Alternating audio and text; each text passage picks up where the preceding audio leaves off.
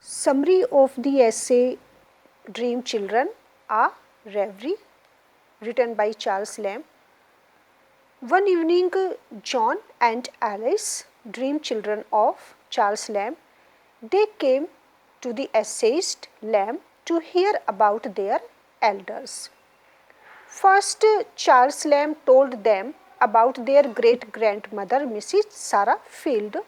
She lived in a great house in Norfolk, and it was an old house in which many tragic incidents had taken place. In Norfolk Great House, on a wooden chimney in the great hall was carved the full story of the ballad The Children in the Wood.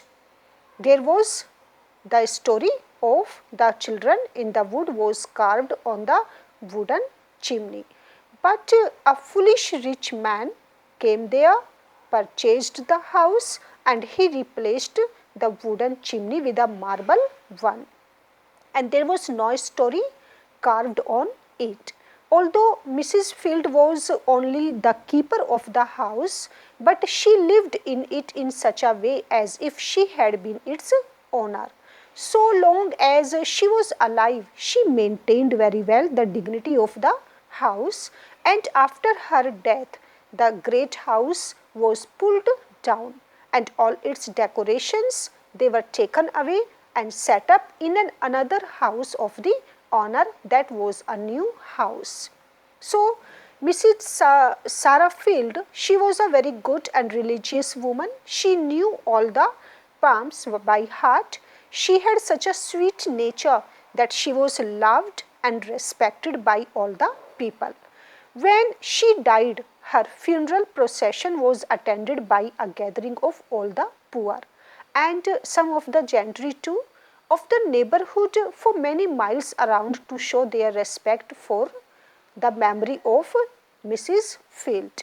In her youth, Mrs. Field, she was regarded as the best dancer in the country. But later she fell a victim to cancer, and cancer bowed her down with pain. But it could never bend her good spirit because she was very courageous, and she slept alone in a lonely room of the lonely house. The house was ghost haunted of two children, but she believed that it would do her no harm as she was a religious woman. Mrs. Field loved all her grandchildren very much.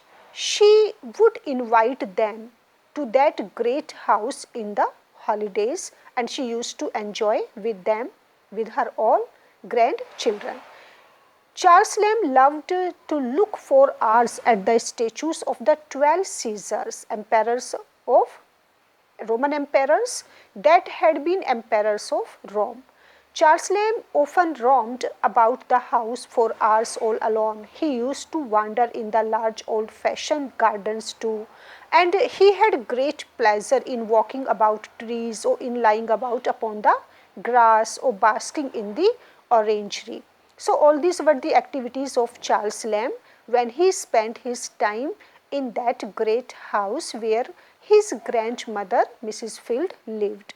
Sometimes he watched fishes swimming in the fish pond, and he had more pleasure in these diversions than in eating fruits. Then Charles Lamb told his children about their uncle John Lamb. Though Lamb's grandmother Field loved all her grandchildren, she had a special love for John Lamb. Okay, John Lamb was closer to her. As John Lamb was handsome, courageous, he was just like a king to the rest of the children. John loved horse riding. He was also very kind, and when once Charles Lamb was a lame-footed boy, John used to carry him upon his back for many miles. On the contrary, when John became lame-footed afterwards, Charles Lamb could not be so kind, nor did he remember how kind John had been to him. So when John died, although he had not been dead an hour, Charles felt and he missed a lot him. He felt that he had died a long time ago. And after, it was only after his death that Charles Lamb missed him a lot for his kindness and anger. He missed both, and he wished him to be alive again. So, hearing this sad tale of John Lamb, the children, both Alice and John, they started to cry, and they requested their dreamy father, Charles Lamb, not to go on about their uncle John Lamb, but to tell them about their pretty dead mother.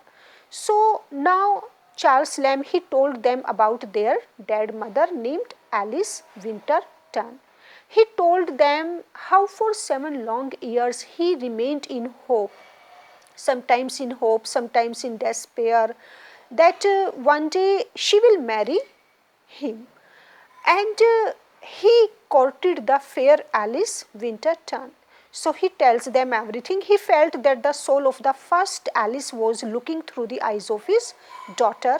That may be a delusion of Charles Lamb, and he became in doubt which of them stood before him. It was his daughter, or it was Alice Winterton, their mother.